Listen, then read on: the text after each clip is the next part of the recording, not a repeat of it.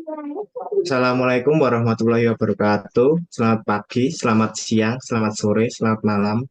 Kami dari kelompok 3 ingin mempresentasikan hasil diskusi kelompok kami mengenai layanan publik atau access to essential service untuk memenuhi tugas mata kuliah pendidikan kewarganegaraan. Anggota dari kelompok kami ada Diki Satria Gemilang, Firman Setio Prabowo, Pulih Eka Legiana, Ananda Yudi Priatmojo, Ayu Sifa Rohmah. Eh, yang pertama ada definisi dari layanan publik. Layanan publik adalah suatu aktivitas pelayanan yang diselenggarakan oleh negara atau penyelenggara pelayanan publik dalam rangka untuk memenuhi kebutuhan masyarakat sesuai dengan peraturan perundang-undangan yang berlaku. Untuk ruang lingkup dari layanan publik, yang pertama ada pelayanan barang publik. Pelayanan barang publik merupakan pelayanan yang menghasilkan berbagai jenis barang yang menjadi kebutuhan publik, seperti penyediaan air bersih, penyediaan sumber listrik, dan layanan jaringan. Kemudian layanan jasa publik. Di sini merupakan pelayanan jasa yang digunakan untuk masyarakat umum seperti adanya transportasi, layanan keamanan dan keadilan, layanan pendidikan, dan juga layanan kesehatan.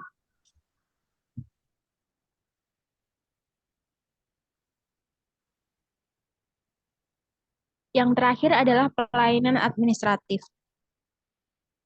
Meliputi adanya pelayanan mengenai kartu keluarga, akta kelahiran, paspor, dan juga SIM, dan juga beberapa layanan administrasi lainnya. Next.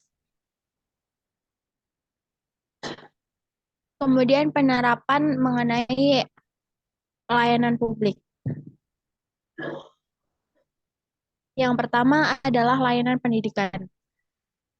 Masih terdapat keterbatasan akses layanan pendidikan yang ada di Indonesia, khususnya di pedesaan, yang disebabkan oleh keterbatasan dari kondisi geografis wilayah dan infrastruktur wilayah dan juga faktor lingkungan dari tempat tersebut.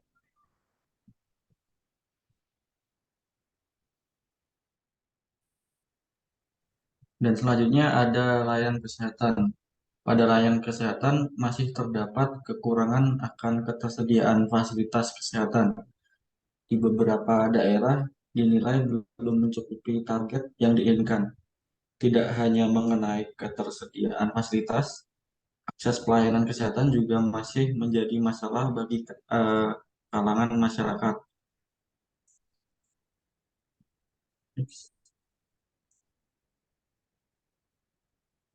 Dan selanjutnya ada layanan transportasi umum. Pada layanan transportasi umum, pemerintah sudah menyediakan berbagai macam moda transportasi sebagai sarana pengangkutan masyarakat umum seperti bus, kereta api, kapal, dan pesawat. Beberapa transportasi umum seperti bus KRL dan MRT juga sudah mulai berjalan dengan baik di beberapa daerah.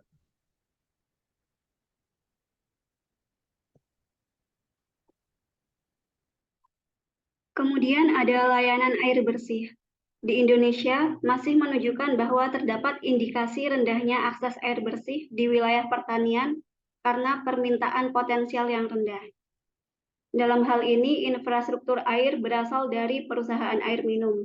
Kemudian terdapat kajian lain yang menunjukkan bahwa air bersih dapat dialokasikan secara universal hingga menjangkau wilayah pertanian yang masih termasuk wilayah dengan permintaan potensial rendah itu.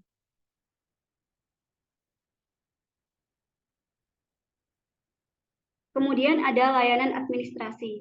Layanan administrasi ini meliputi seperti surat izin mengemudi, kartu keluarga, akta kelahiran, paspor, dan sebagainya. Di Indonesia sendiri masih terdapat kendala dalam pelayanan publik di administrasi kependudukan ini, terkait dengan sarana dan prasarana yang belum memadai, baik sarana operasional, fasilitas fisik, serta prasarana pendukung lainnya.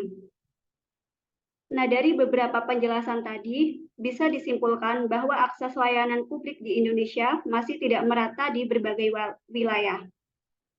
Untuk di perkotaan, lebih mudah untuk mengakses beberapa layanan dibandingkan dengan wilayah seperti di pedesaan yang lebih susah untuk mengakses layanan publik. Hal ini diakibatkan oleh beberapa faktor yang mempengaruhi seperti kondisi geografis, infrastruktur, dan lingkungan.